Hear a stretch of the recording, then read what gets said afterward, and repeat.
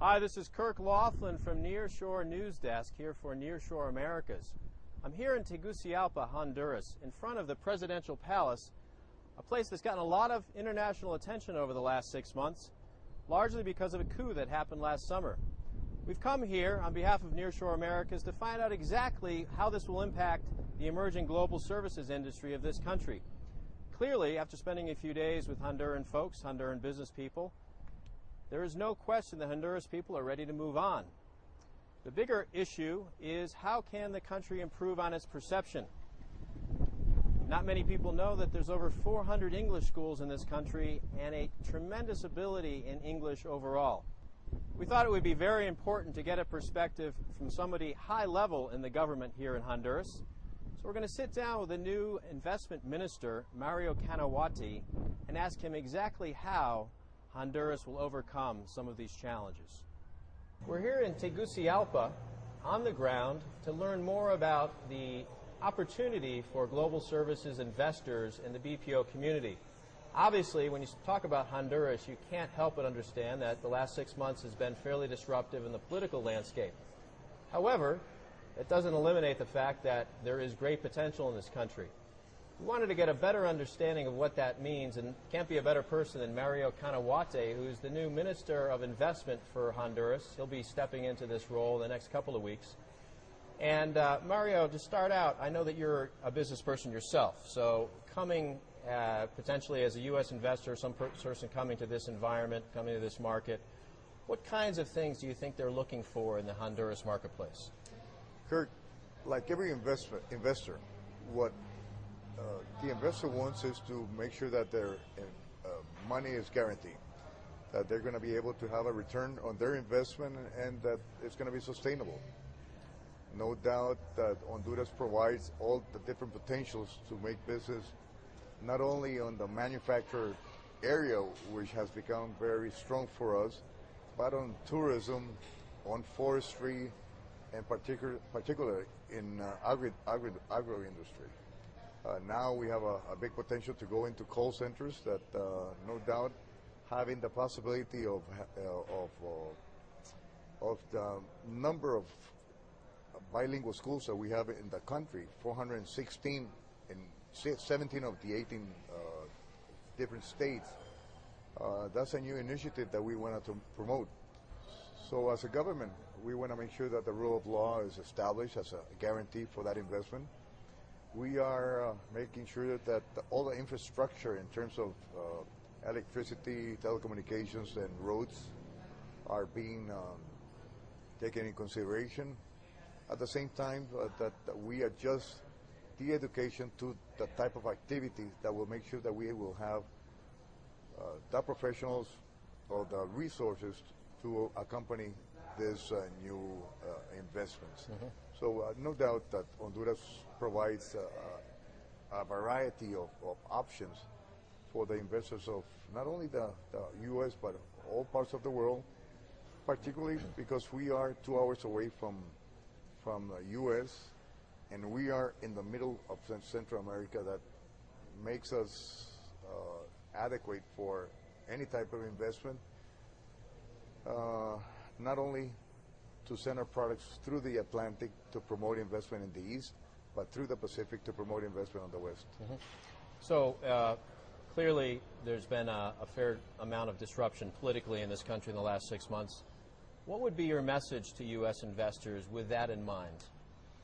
Honduras is a peaceful country, and you have seen that through time we have been able to establish well communication with the unions. The productive sector has established a relationship that we have an agenda in terms of promoting the economic growth and respecting the labor rights. Mm-hmm. We have investors that have understand clearly, and probably that's part of the impact that CAFTA has done in our country in terms of establishing the concept of sustainability, friendly with the environment, social responsible with the community. and the relationship that we have to have with the employee. And as a result, we have seen big growth in manufacturing business, where we have, on this moment, probably around 105,000 workers, which probably twice the minimum salary of the country, that are basically the main income of dollars to Honduras.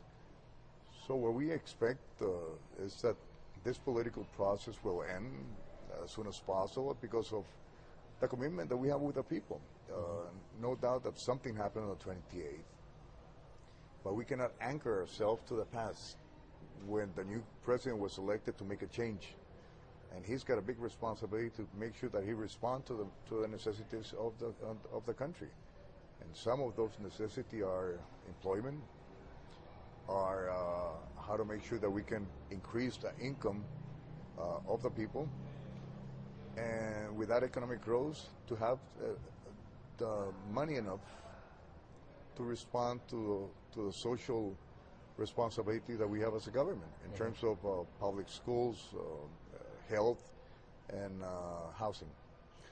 One other related question to that. Some will argue that because this disruption, this coup happened last year, what's to say it may not happen again in 2 or 3 years? What do you think so unique about that experience from last year?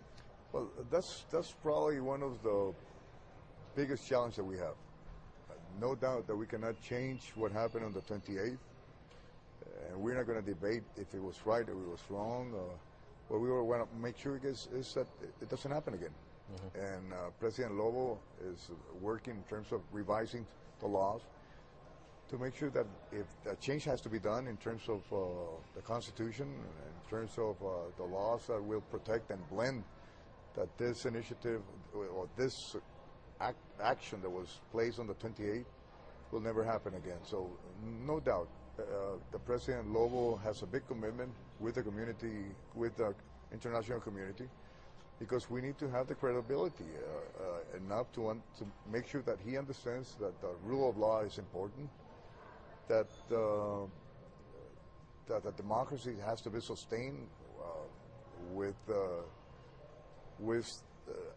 respect of the Constitution, and that we have international laws that we have to respect. So that's a process we have to go through, and hopefully we're going to be able to do it before the 27th. We need to be ready for the 28th.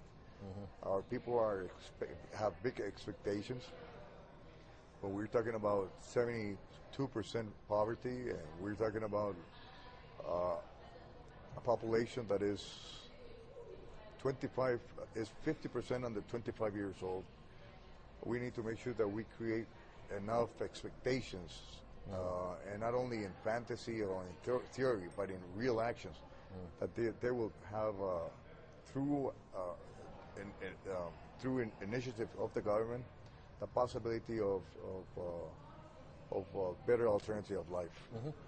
Well, if you look around the world, you have places like India, obviously, the Philippines, Costa Rica. They've all emerged. They're all emerging markets, and they've all emerged as very viable destinations for some of these global services, outsourced services. How much does CAFTA influence the potential of Honduras's export professional services marketplace? Not too much, Kirk. And probably it's because we have been involved too much in politics and not too much in an agenda with a vision of what the country needs to do to make sure that we surpass our confrontations, or our differences, and establish actions that will create the environment to promote investment.